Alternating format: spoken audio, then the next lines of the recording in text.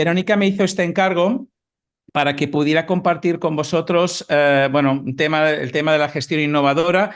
Yo, en primer lugar, me presento. Yo soy Xavier Cos, soy médico de familia. Me formé en un área de Barcelona muy compleja, que es el ambulatorio de la Mina, con un porcentaje importante de población gitana y con una deprivación social importante.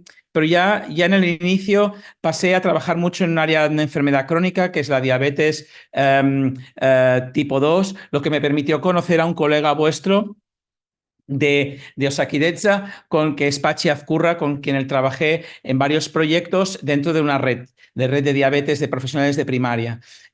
Yo posteriormente trabajé en el entorno de la gestión sanitaria en la atención primaria, pasando consulta, y también en el campo de la investigación, para que en el 2017 me incorporara más en el mundo de la innovación, y desde el año 20, hace 4 años, me incorporé a las oficinas centrales de lo que sería el Instituto Catalán de la Salud, que es el proveedor más grande de atención primaria y también uno de los proveedores importantes de la atención hospitalaria en Cataluña. Entonces, pues sin más demora, paso un poco a compartir con vosotros mis reflexiones e ideas. El esquema que yo tengo previsto para hoy es hacer unas reflexiones sobre el tema de este reto de la innovación en salud, el presente y el futuro, y luego acabaré con algunos ejemplos de algunos aspectos que en estos momentos, dentro de lo que es la prestación de salud en la atención primaria, se está investigando en centros de nuestra institución, del Instituto Catalán de la Salud, y que, si queréis, luego podemos someter a comentarios. O bueno, uno de ellos ha sido un proyecto, 2,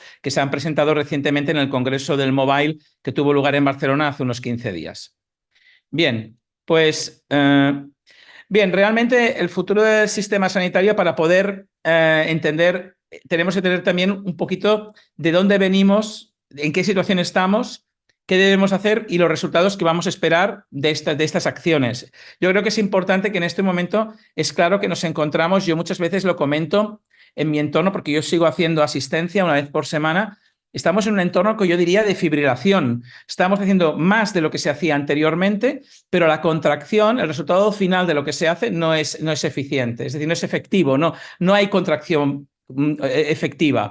Y yo creo que eso invitaría a que pudiéramos valorar, haciendo un poco de zoom out, cómo afrontamos el presente, para ver cómo podemos transformar esta realidad hacia una realidad quizás que sea de una prestación, una organización mejor y, al fin y al cabo, una mejor calidad de atención, tanto a las personas que atendemos en nuestras consultas como también al cliente interno, a los profesionales que participamos o que somos parte de estas organizaciones, ¿no?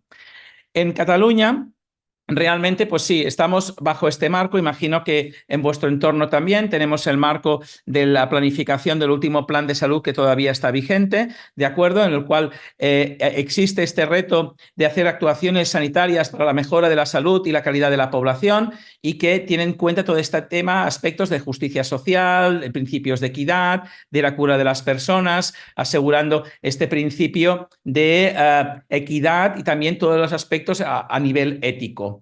Para ello, en Cataluña se desarrolló, para poder implementar este plan de salud, un plan estratégico con varias líneas. Entre ellas también, evidentemente, están las líneas dedicadas a la investigación, a la docencia y a la innovación, ¿no?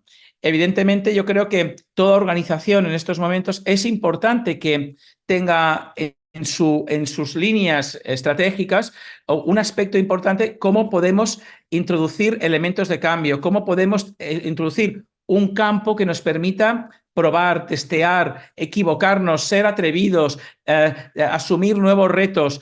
Y eso, las organizaciones tienen que facilitar estos espacios para que pongamos en crisis los modelos que tenemos, porque si no estamos sometidos a una gran inercia donde realmente los cambios son muy difíciles. Es decir, un cambio muy, muy ambicioso que sea descendente desde los órganos de la organización hacia abajo, de transformación, va a ser muy complejo, porque realmente muchas veces no es percibido por los profesionales de la organización como algo que les afecte directamente, sino como lo viven más como una imposición, más que el valor que a lo mejor realmente entraña ese cambio, esa propuesta nueva. Por lo tanto, hemos de ver en las organizaciones cómo podemos detectar esos ángeles, esas personas que pueden ser líderes de transformación, de cambios, de retos, y cómo podemos darles el espacio adecuado para que puedan crecer en sus propuestas y ver cuáles de ellas finalmente pueden llegar a ser exitosas y poder cambiar las maneras de trabajar. Evidentemente, el sistema sanitario catalán, pues entre las prioridades de salud son las que probablemente son equiparables a las vuestras en el País Vasco, el tema de los estilos de vida, el bienestar emocional que tanto nos está impactando y sobre todo tras la pandemia ha comportado una eclosión importantísima del sufrimiento emocional, ¿no? Y que estamos viendo mucho en las consultas de atención primaria y también en los propios profesionales. Estamos viendo un incremento importante del burnout. ¿Cómo podemos acompañar a nuestros profesionales en las organizaciones, ¿no? Para poder tener más colchón, más espacio para poder amortiguar un poquito estas dificultades en el terreno de lo emocional. Evidentemente, el compromiso hacia la cronicidad, a la personalización del tratamiento, todos los aspectos de violencia de género. Bueno, hay todo es una serie de aspectos que son prioridades de salud y evidentemente hay prioridades de sistema. Lo que os decía, tener esta atención centrada en la persona, estar mejor organizados entre los profesionales que estamos dando el servicio, poder establecer líneas de colaboración más estrecha, que no trabajemos en silos, que nos sigue pasando incluso en el mismo centro. No estamos acostumbrados a compartir y evidentemente yo creo que esto abre estos espacios de oxígeno a que la innovación penetre en los sistemas y permita una nueva cultura, una nueva manera de proceder dentro de todos los profesionales y también de la ciudadanía, ¿no? Esto es un ejemplo que ya antes de la pandemia se planteó unas acciones que eran lo que se consideraron 30 medidas para fortalecer al sistema de salud, ¿no? Y entonces habían desde un tema de la financiación, todo el tema de una salud pública sólida, la modernización de los centros, incorporación de lo que llamaron el maletín virtual, el maletín digital, cambiar hacia un modelo de atención sanitaria más integrado, fomentar el liderazgo profesional de los compañeros que asumen estas posiciones, estos retos de liderazgo, facilitarlos, permitirlos que crezcan, ¿no? Y evidentemente tener este compromiso con la investigación y la innovación competitiva para poder entre todos ver hasta qué punto podemos llegar a alcanzar y evidentemente incorporar a las personas, al cliente externo, a la ciudadanía en estos procesos, no en la fase final donde hay solamente una mera validación, sino tener más cultura de incorporar al ciudadano dentro de lo que es la transformación y todo lo que son los cambios. Y evidentemente, y esto lo hemos visto después de la pandemia, todo lo que comporta la transformación digital. No hemos visto una eclosión de lo digital.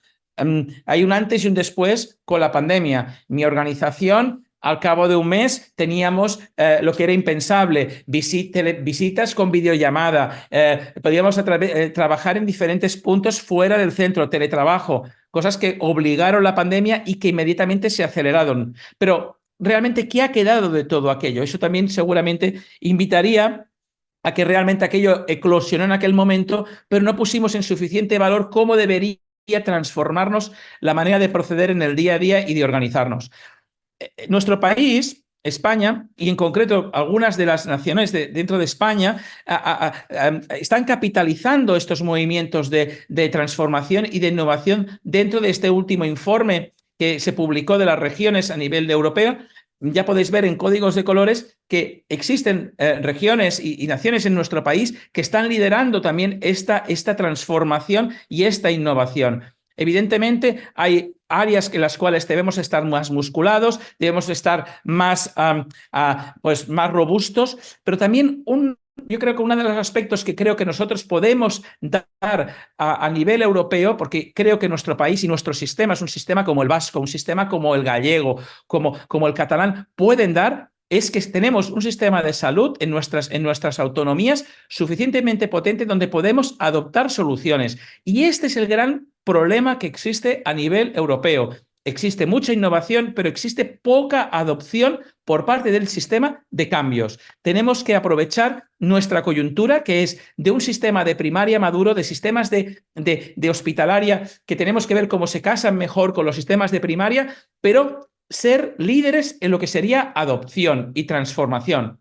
Evidentemente, ¿en qué situación nos encontramos? Es que salimos de la COVID y nos metimos todo el conflicto bélico y lo que ello comportó y las incertidumbres, y aquí añadimos los conflictos de Ucrania de hace 2 años, todo el tema de la guerra del Golfo, todos los temores que hay, la desviación de presupuestos hacia el mundo, hacia el entorno más del armamento, por todos los temores que estamos cada día atendiendo en la prensa, ¿no? Evidentemente, el coste de la vida, la inflación, todo el tema que está teniendo como impacto, todo el tema del impacto que hay actualmente con lo que está alrededor del cambio climático, la imprenta de carbono, y evidentemente todo este cóctel lo tenemos que juntar con una con una esperanza de vida alta que cambió con la COVID en nuestro país, pero que sigue siendo de las más altas del mundo. Eso implica una población envejecida que requiere de atención, que requiere de organización, que requiere de perfiles, que requiere de una prestación de organización de servicios probablemente diferente a la que estamos haciendo en estos momentos. Por lo tanto, evidentemente, estamos en una situación que tenemos que ver cómo tenemos que tener un cambio en nuestra organización, cómo tenemos que ver los agentes que actúan en nuestros sistemas, cómo tenemos que actuar en el tema del pago, la compra de servicios, cómo tenemos que, como profesionales y la ciudadanía, tenemos que organizarnos para esta transformación. Actualmente, a mí me pasa en la consulta, los motivos de consulta de las personas entre 20 y 30 años, 35 años, a ver, es que yo creo que son motivos de consulta que obedecerían a unas acciones en salud pública que evitarían el consumo de recursos asistenciales, porque están consultando por contactos que vistos desde fuera son de bajo valor, pero que evidentemente para el ciudadano que nos consulta, para ellos acuden al sistema como una emergencia, como una necesidad de acción de inmediatez. Y evidentemente nosotros tenemos que ver cómo podemos acompañar a diferentes niveles, no tan solo desde el sistema de salud, sino de todos, de lo que sería la ciudadanía y las instituciones, cómo podemos cambiar y ayudar a estas personas y a estas nuevas maneras de contacto para aproximarse al consumo de los recursos sanitarios. Evidentemente, disponemos de nuevas técnicas, nuevas maneras de organizar, nuevas terapias.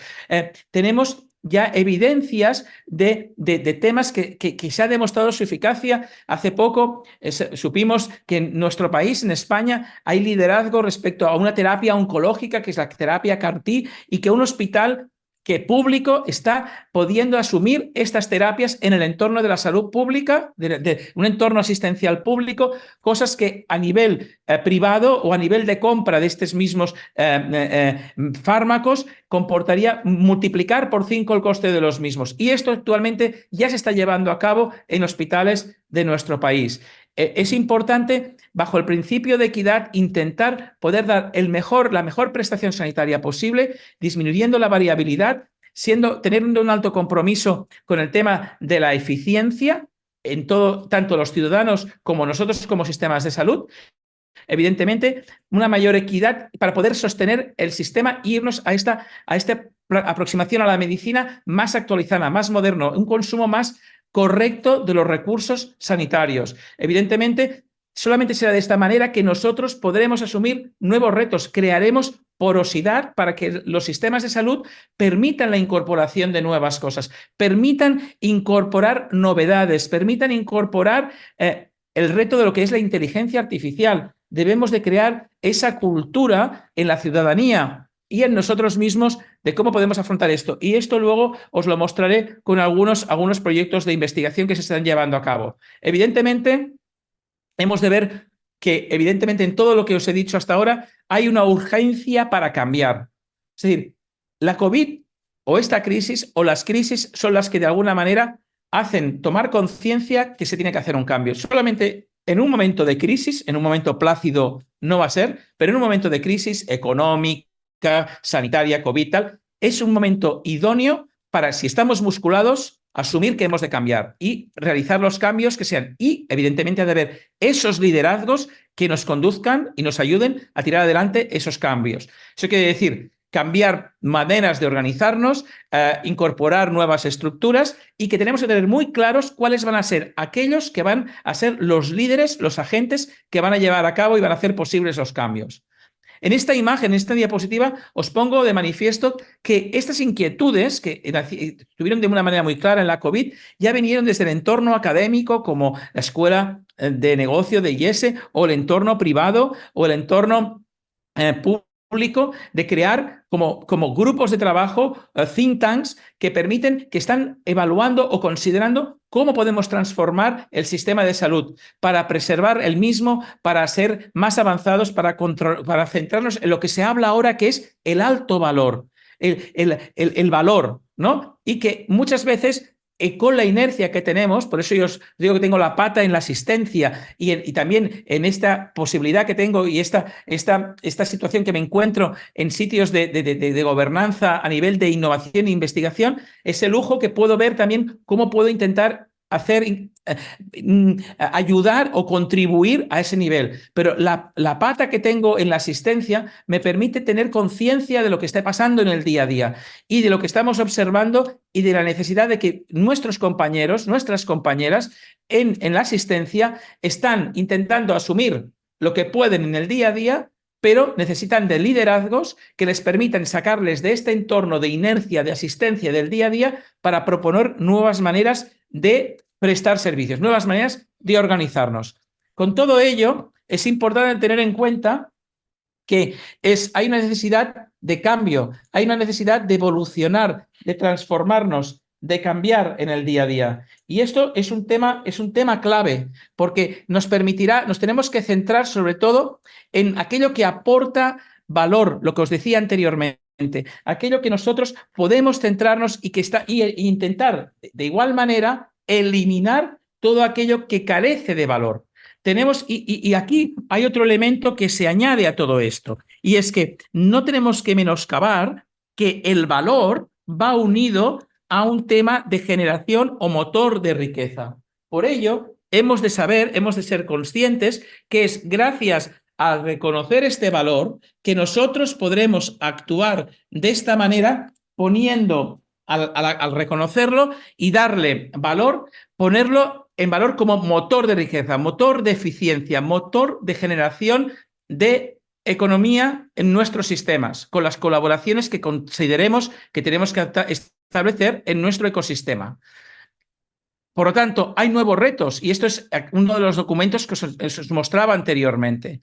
Existe una propuesta de soluciones y hay ciertas vías para tirar adelante esta gestión integral del paciente, como también podemos y debemos incluir al paciente y a la ciudadanía en todas estas estrategias y políticas, la promoción de la salud. Pero todo esto se tiene que hacer como lo estamos haciendo ahora o tenemos que cambiar. Obviamente tenemos que cambiar.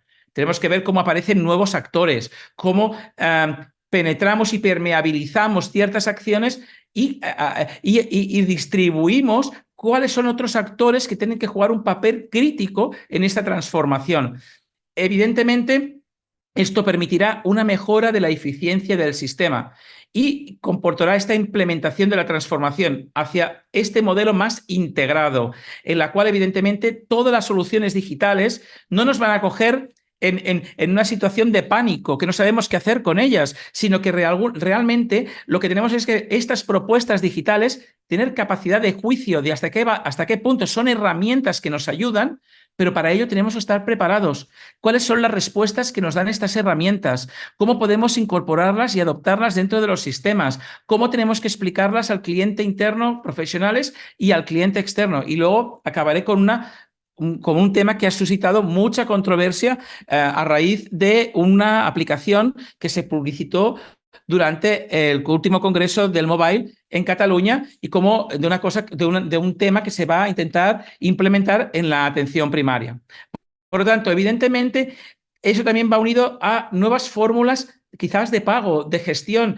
En el entorno de primaria se ha hablado mucho de la autogestión, pero no es una autogestión real, es una autogestión cosmética, que los directivos de los centros de atención primaria del entorno de Cataluña, aunque hayan tenido autogestión, no han podido hacer muchas cosas con los recursos que a lo mejor veían que ellos eran más eficientes. No ha sido como un modelo de intenciones, pero realmente esto tiene que acabar transformando y ser realmente de una manera que sea real y que sea tangible para todo el ecosistema, ¿no? Evidentemente, ¿qué debemos de hacer? Pues evidentemente tenemos que modernizar nuestro sistema de salud. Es decir, ya esto es imparable, no hay excusa. Lo estamos viendo. Imagino que vosotros en el País Vasco os pasa lo mismo. Largas listas de espera, problemas, insatisfacción de la ciudadanía, insatisfacción de los profesionales que se ven ahogados. ¿Por dónde empezamos? Evidentemente tenemos que introducir elementos. Esto pone evidentemente en crisis el modelo actual y que tenemos que buscar cómo tenemos que proponer nuevos modelos y que tenemos que incorporar a nuevos agentes que ayuden en este cambio. Evidentemente, eso implicará que si hay un plan, tenemos que tener bien analizado, bien diagnosticado la situación para poder proponer realmente estos cambios importantes, estructurales, para poder, evidentemente, sabemos que hay incertidumbres, nos podemos equivocar, pero tenemos que apuntar hacia ciertos objetivos y ver cómo tenemos que ir a una línea de cambio, evidentemente. Y eso, sin un cambio a nivel social, no va a ser posible. Tenemos que ver cómo nosotros también, al incorporar a la ciudadanía, tenemos que tener en cuenta cuáles son las realidades actuales y el papel de la sociedad y el papel del entorno es crucial, porque al fin y al cabo la prestación de salud y la salud es este bien. Nosotros, lo que estamos haciendo nosotros, intentar acompañar a la ciudadanía y a la sociedad para poder mantener esa salud lo mejor posible y en el caso de perderla, poder saber cómo les podemos acompañar para sostener o el trastorno crónico o bien recuperarla.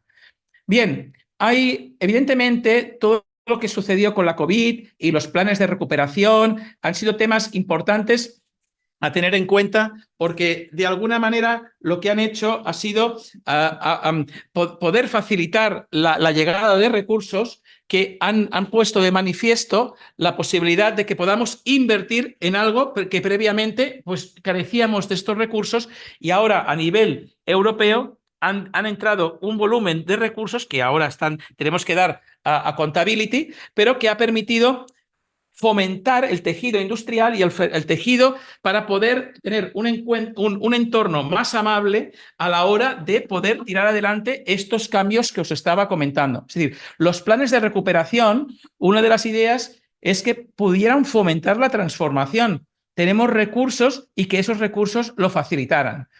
Evidentemente, si esto lo unimos a ciertas estrategias como esta de la Unión Europea, en que es el todo cómo incorporamos la inteligencia artificial. La inteligencia artificial es algo que, ostras, si te pilla un poco descolocado, asusta, porque sobre todo la inteligencia artificial generativa, ¿no? Pero es que ya estamos viviendo en la era de la inteligencia artificial. No sé muy probablemente muchos de vosotros conocéis qué es ChatGPT o qué es Copilot o qué son otras soluciones. Yo creo que estamos en otra pantalla. Teniendo estas herramientas, son herramientas evidentemente que nos permiten madurar, nos permiten evaluar temas, nos permiten no partir de cero porque se incorporan como posibles herramientas de colaboración a la hora de construir cosas nuevas. Por lo tanto, no tengamos temor a ellas, utilicémoslas correctamente, no las maximicemos y las pongamos de una manera indiscutibles, porque evidentemente tienen todos sus problemas, sus errores, pero que va a haber una explosión, y ya la hay, de lo que es la inteligencia artificial a todos niveles, es una cosa clara. Lo sabemos desde que irrumpió Alexa, desde que estamos con un dispositivo móvil y evidentemente oyen nuestras conversaciones y nos proponen cosas, pues en el entorno de la salud esto ya es una realidad. Y lo estamos viendo con herramientas con las que os enseñaré al final. Evidentemente, ¿qué ocurre? Que la estrategia nacional tenemos que regular. Tenemos que regular cómo eso para el principio de preservar la seguridad y el derecho a la confidencialidad y toda una serie de derechos de los ciudadanos y ciudadanas de cara a cómo estamos utilizando los datos. La inteligencia artificial se nutre de datos. No hay momento como ahora en el cual se le ha dado mayor relevancia a lo que son todos los datos y tener datos de calidad. esos datos que permiten poder formular hipótesis, poder madurar algoritmos, poder proponer soluciones al dar reiteraciones que nos propondrán nuevas maneras de organizarnos y probablemente de cambiar cómo estamos prestando los servicios. En Cataluña, y esto hace justo hoy un año, se aprobó por el Departamento de Salud la normativa de inteligencia artificial y el espacio europeo de datos. Evidentemente, estamos aún, yo creo que en pañales, porque todavía cuando nos llegan propuestas del sector privado o algunas propuestas, que cualquier propuesta ahora incorpora la palabra inteligencia artificial, hemos de saber cómo tenemos que normativamente actuar de manera adecuada y correcta, pero evidentemente ya existe un marco reglamentario que era necesario para poder operar de manera adecuada. Por lo tanto, en nuestro sistema sanitario vemos que tenemos nuevas herramientas, tenemos nueva reglamentación, hay esa necesidad de cambio, pero aparte tenemos actualmente diferentes drivers, diferentes organizaciones que también nos ayudan también a ver cómo podemos, que puedan ser motor de transformación. La red ITEMAS, esta plataforma de dinamización de la innovación, es clave a la hora de poder incorporar al sector industrial en los sistemas nacionales de salud para ver cómo se puede hacer una transferencia, incorporar y adoptar la innovación.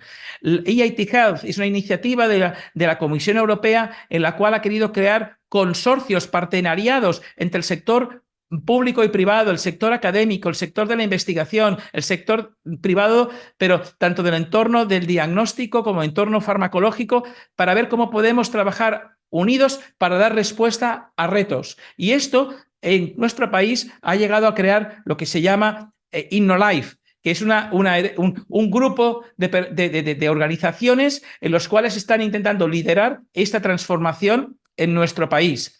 Aparecen también nuevos foros, como por ejemplo H2O, este observatorio que fue propuesto bajo auspicio también del Espacio Europeo de Datos Sanitarios en la Unión Europea, para poder trabajar con este observatorio en varias entidades, en este caso la diabetes, enfermedades inflamatorias intestinales y el cáncer.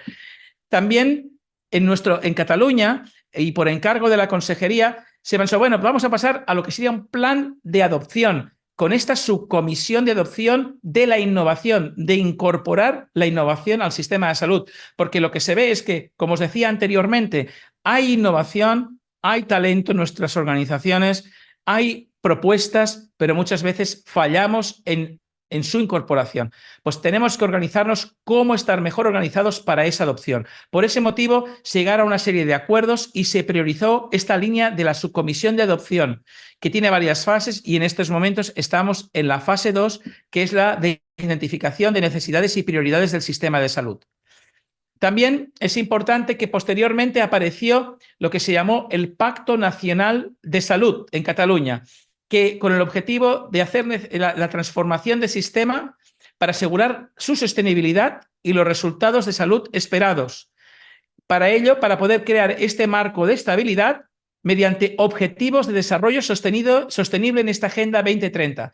Este Pacto Nacional de Salud agrupa al sistema de salud, agrupa a otros players que forman parte, profesionales, a personas de la ciudadanía, a varios protagonistas, actores que permiten de alguna manera, bajo este mismo paraguas, este Pacto Nacional de Salud, poder tirar adelante estas iniciativas y que todo el mundo se vea que estamos trabajando en una misma agenda, que no estamos unos trabajando por una agenda, otros por otra y no estamos alineados. Esto es una de las principales cosas, la falta muchas veces de alineamiento entre nosotros. Bien, voy a ya acabar a una parte de la presentación en la cual os quiero presentar algunos proyectos en los cuales nuestra organización, el Instituto Catalán de la Salud y en algunos la atención primaria ha participado en aspectos de innovación. Por ejemplo, este primero, Haline, yo os hablaba de innovación y os hablaba de alineamiento.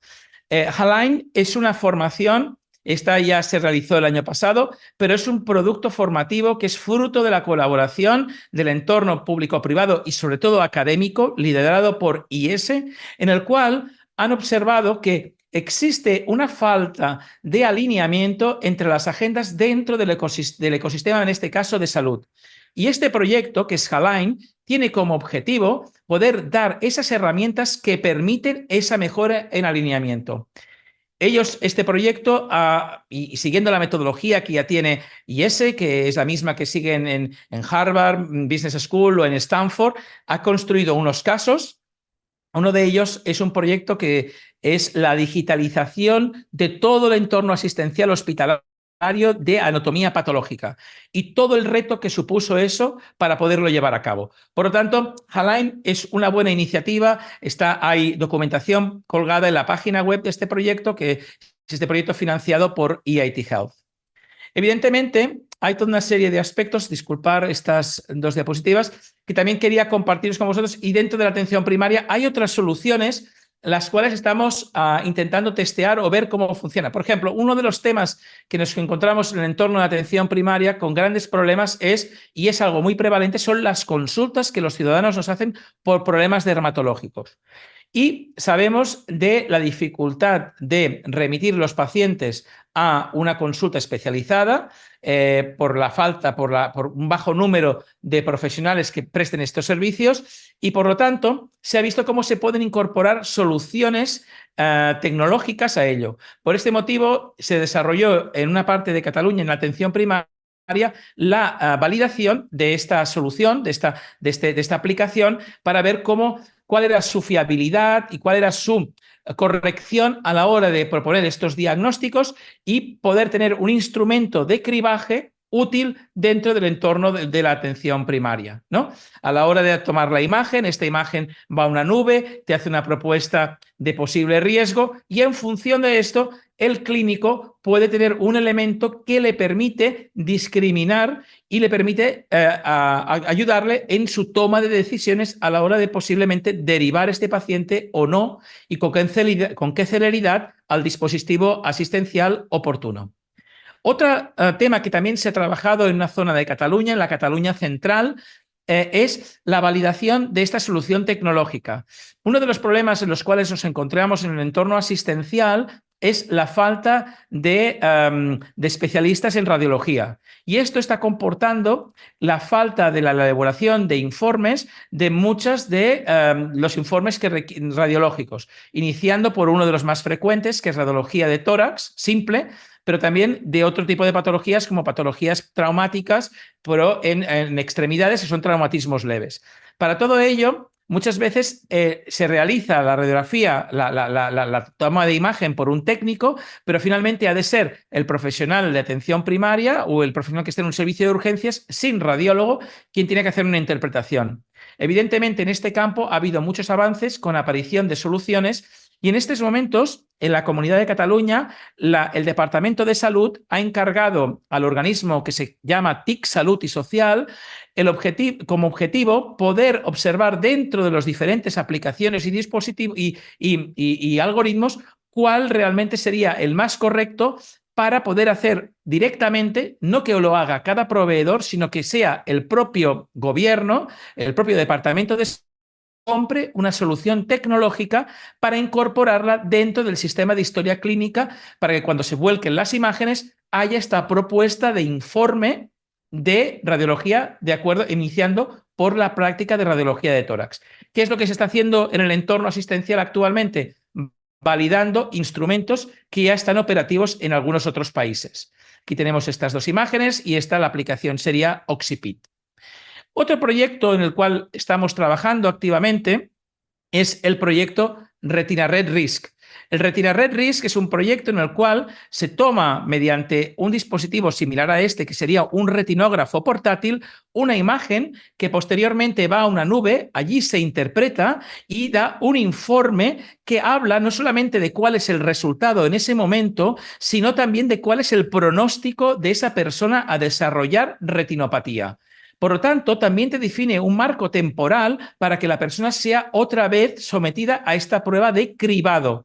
Por lo tanto, Retina Red Risk, que está en el segundo año de estudio, será probablemente una solución tecnológica que se incorporará y entrará dentro del mercado como soluciones para poder incorporar la inteligencia artificial y la interpretación automatizada de las lecturas de cámara anomidrática de las personas con diabetes. Otro proyecto se llama Retina. Este proyecto lo que también quiere es no tan solo anicharnos en la tecnología y en las imágenes en el campo de la diabetes, sino mirarlo en otras enfermedades, como por ejemplo el glaucoma, una entidad oftalmológica altamente prevalente que requiere de seguimiento periódico y toma de presión intraocular, pero que evidentemente si tenemos unos sistemas más automatizados y que a lo mejor no tiene que hacerlo ni un médico, ni una enfermera, un auxiliar de clínica o una persona entrenada, podría hacer esta toma de imágenes y advierte unos informes, ¿de acuerdo?, que permitiría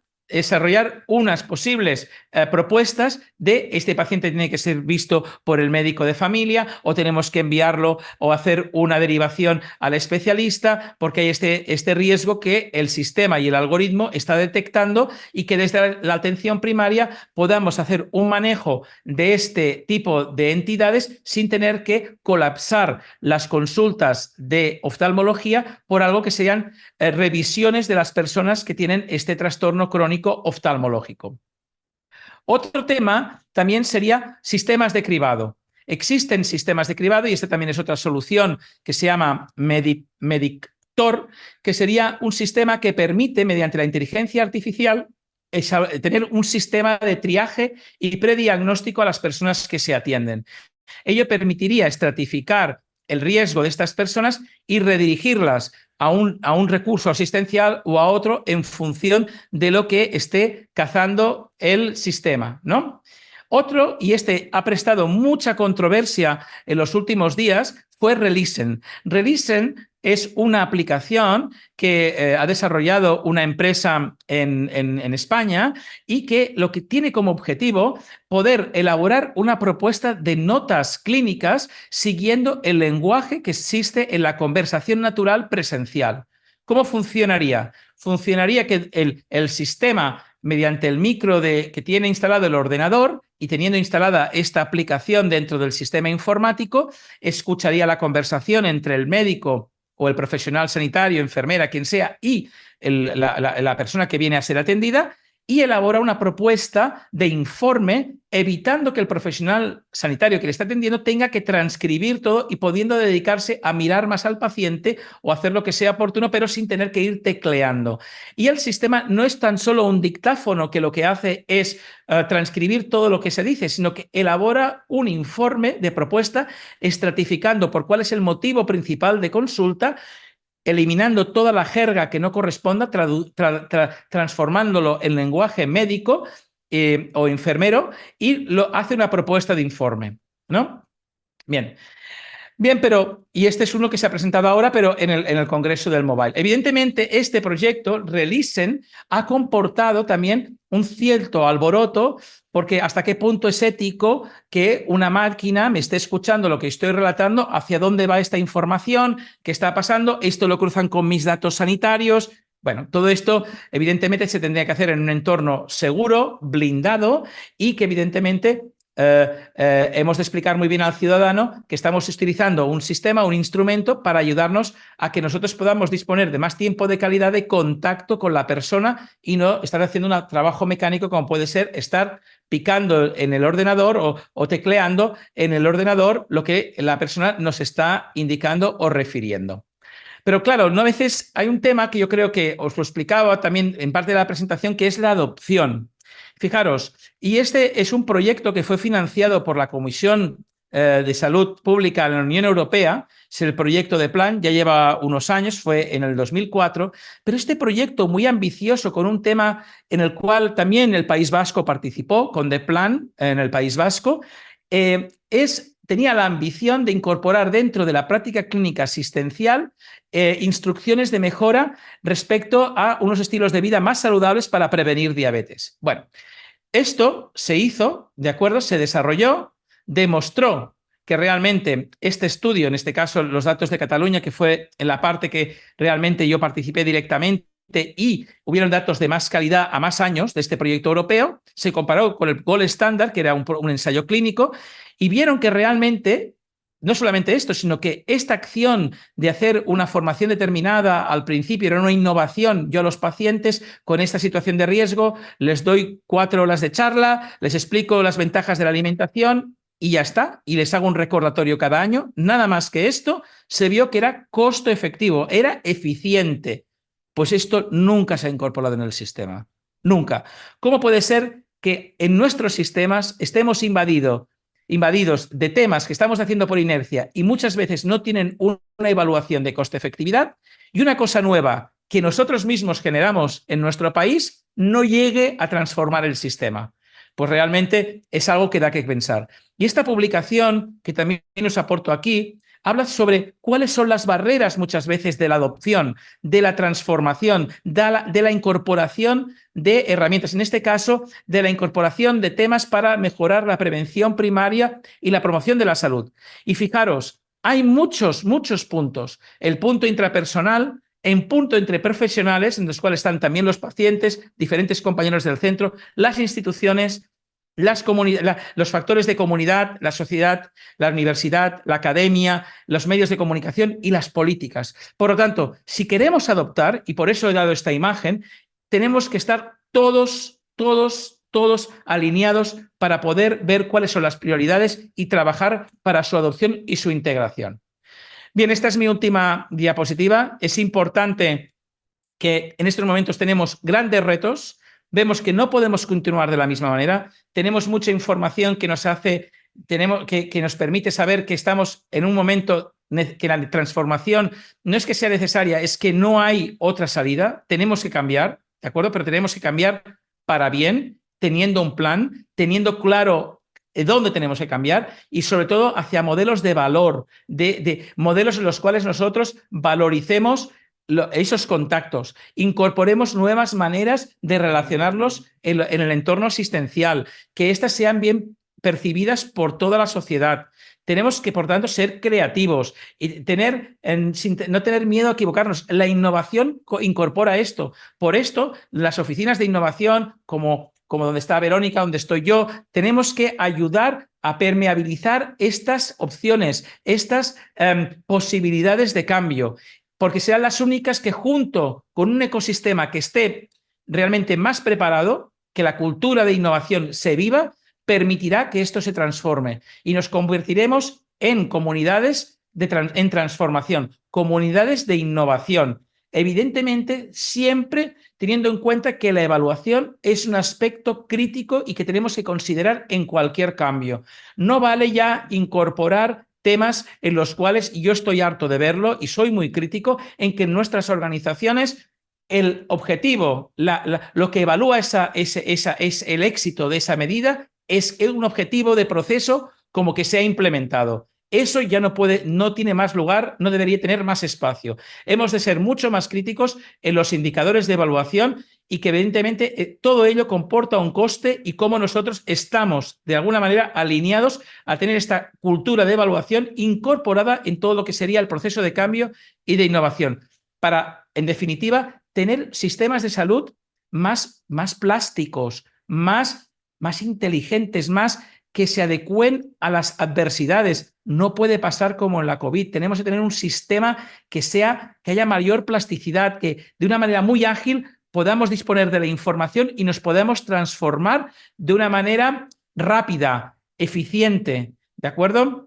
Por lo tanto, ahora solamente me gustaría agradecer a mis compañeros, en primer lugar a Macarena y a Joan, que se acaban de incorporar a la oficina, y también al responsable de la oficina, Francesc Iglesias, porque somos los cuatro los que estamos trabajando dentro de nuestra organización, Instituto Catalán de la Salud, que es una organización de más de 53.000 personas, el tema de poder ayudarles, ser puerta de entrada para poder facilitar esta transformación y este cambio. Y por último, pues nada, eskerrik asko, muchas gracias Verónica de nuevo por esta amabilidad en invitarme para estar hoy con vosotros y nada, espero que la charla os haya sido interesante. Muchísimas gracias, Xavier. No sé si puedes en este último momento intentar poner la cámara, más que nada para que las personas que están conectadas puedan verte. Yo Mira, agradecerte la presentación. Verónica, Sí. disculpa un momento porque me pone un mensaje, no puede iniciar su vídeo porque el anfitrión lo detuvo. Si debe Vale. haber algo en el anfitrión que me debe de permitir permiso para darme acceso al vídeo. Intentamos, mientras Vale, estamos hablando, si te parece, estos últimos 5 minutos, intentamos claro. Íñigo, que es nuestro compañero que está también conectado, ir poniendo la cámara. No sé si las personas que estáis conectadas tenéis alguna pregunta. Yo la verdad es que he disfrutado muchísimo de esta presentación, Xavi. Realmente yo creo que ha sido un bombardeo maravilloso, ¿no? De temas, de retos que tenemos realmente sobre la mesa en la actualidad, tanto en el sistema sanitario en global como en atención primaria en particular y de forma más específica. Has comentado temas clave, ¿no? Al inicio, fomentar el liderazgo de los profesionales, incorporar al paciente y al ciudadano dentro de la transformación y de los cambios, buscar ser líderes en adopción de soluciones, ¿no? Y mientras escuchaba también todos los proyectos que nos has ido planteando, algunos efectivamente también, ¿no? Tenemos proyectos similares o proyectos de los que comentabas que hemos colaborado, pero claro, realmente el reto fundamental es cómo podemos hacer para ser lo que has comentado, ¿no? Líderes en adopción de soluciones. ¿Cómo podemos saltar esa barrera, ese obstáculo que nos encontramos, ¿no? Por lo que vemos y compartimos en muchos momentos, en todos los ámbitos, en todos los contextos. ¿Cuál puede ser el reto? ¿Cuál puede ser el reto está claro, ¿cuál puede ser la estrategia? ¿Qué podemos hacer desde donde estamos cada uno de nosotros? Esta innovación, investigación, las direcciones que puedan estar conectadas, los institutos de investigación sanitaria, que me consta que hay compañeros también conectados. ¿Qué podemos hacer para que eso sea una realidad? Para que realmente todas aquellas soluciones innovadoras que con mucho esfuerzo, con muchos recursos también, ¿no? De todo tipo, se llevan a cabo, ¿cómo podemos hacer para que sean una realidad en nuestro día a día? Sé que es una pregunta difícil, pero alguna No, clave. no, mira, yo creo que hay una cosa que es clave, que es cómo nosotros, es decir, ¿qué pasa? Yo creo que el ADN de las personas que estamos aquí, probablemente atendiendo a esta charla, ya tenemos nuestro gen activado y transcriptando el tema de que ya lo llevamos dentro, todo el tema del el talante innovador y de transformación. Lo que tenemos que es ayudar a nuestro perímetro, ¿de acuerdo? Primero, a crear esa crisis o esa necesidad de que haya oportunidades de cambio y les tenemos que ayudar de alguna manera a identificar cuáles son aquellos aspectos que requieren de cambio o que pueden cambiarse. Es decir, si es muy amplio, va a quedar muy diluido y será como muy mesiánico. Tenemos que aterrizar hacia cosas concretas, cosas tangibles y cosas realistas. Es decir, para crear esta especie de cultura de la innovación y transformación, nosotros que somos personas que tenemos este encargo, primero, evidentemente, necesitamos la validación de los de arriba, de las personas que nos ponen en este lugar de responsabilidad. Porque si la organización es cosmética, pone un departamento de innovación, pero cuando estamos proponiendo cosas realmente no es brave, no está alineado a que nosotros realmente propongamos cambios y que ellos tengan menos temor a tirar adelante porque se lo estamos explicando y compartiendo. Es decir, que exista un compromiso de la organización o de los cargos de gobierno de la organización a permitir a que la innovación opere en la organización. Esto es clave, esto es un aspecto crítico clave. El otro, que nosotros, como motores de innovación dentro de las organizaciones, hagamos un diagnóstico y permitamos ver cuáles son áreas que deberíamos priorizar a la hora de poder actuar y poder acompañar y generar como toda una línea de actuación detrás de cada una de ellas, viendo cuáles son otros actores que se tienen que incorporar. Es decir, nosotros tenemos que tener algo también de estrategia. Tenemos que ser estrategas. Evidentemente, somos líderes formales porque la organización nos pone en esa posición, pero también tenemos que identificar a los líderes informales de innovación en nuestro perímetro y ayudarles a crecer, nunca a castrarlos, siempre a crecer. Hay mucha mediocridad suelta en las organizaciones y cuando una persona piensa que otro le va a hacer sombra, lo que a veces pasa por temor, un poco lo deja en segundo plano. No. Aquí, si hay brotes verdes, adelante, a regarlos y a que suban para arriba, ¿vale? Y nada, porque su crecimiento va a ser nuestro crecimiento, el crecimiento nuestro porque nosotros ponemos confianza en ellos. Por lo tanto, dejarnos de temores y tal, y evidentemente nosotros ya tenemos que tener eso en nuestro ADN, eso ya lo tengo en cuenta, pero por lo tanto, nosotros tenemos que ayudar a hacer ese diagnóstico porque nosotros tenemos capacidad descendente y ascendente. Nuestra capacidad como líderes de innovación o como personas responsables de estas áreas articulamos directamente con el CEO a veces, con puertas que para otros son inaccesibles. Y nosotros tenemos la fortuna que tenemos puertas abiertas que para otros son muchas veces infranqueables.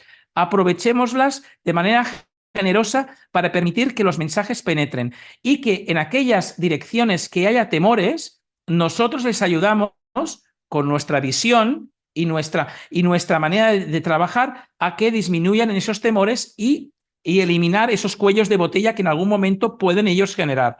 Por lo tanto, nuestro papel es un papel, creo que importante, siendo radar, teniendo validación de nuestros superiores, actuando con nuestros iguales y superiores, despachando y poniendo a disposición qué es lo que está pasando y cuál es nuestro plan y nuestras sugerencias, y sobre todo aterrizarlo con cosas concretas, no con cosas mágicas e ideales. Tenemos que ir a lo concreto, a lo que veamos que tiene mayor impacto o mucho impacto y, en primer lugar, poca energía a utilizar, porque entonces podremos mostrar que nuestras acciones tienen impacto. Si no, lo que nos puede pasar es que generemos frustración, y eso es lo peor. Tenemos que intentar generar casos de éxito. Totalmente de acuerdo, Xavier. Yo creo que con esto nos podemos cerrar como un broche excelente, precisamente eso, ¿no? Yo creo que son palabras importantes, que es que tengamos una estrategia totalmente fundamental, que de alguna forma seamos, ¿no? Quienes podamos hacer crecer esos brotes verdes dentro de las organizaciones sanitarias en colaboración, antes comentabas, con todos los stakeholders, con los institutos de investigación sanitaria, en nuestro caso con la Fundación Vasca de Investigación e Innovación, que de alguna forma todos estemos alineados precisamente para eso, ¿no? La mejora al final de nuestro sistema sanitario y sobre todo la atención que damos a nuestros pacientes, que para ello nos debemos. Mil gracias de nuevo, un placer tenerte con nosotros y bueno, espero que repitamos en otra ocasión. Eskerrik asko. Eskerrik asko, muchas gracias, Verónica, y muchas gracias, y para un futuro innovador en que todos podamos vincularnos y hagamos un entorno sanitario más amable para nuestros ciudadanos y para nosotros como personas que estamos en él. Un abrazo a todos. Un abrazo, eskerrik asko. Eskerrik asko.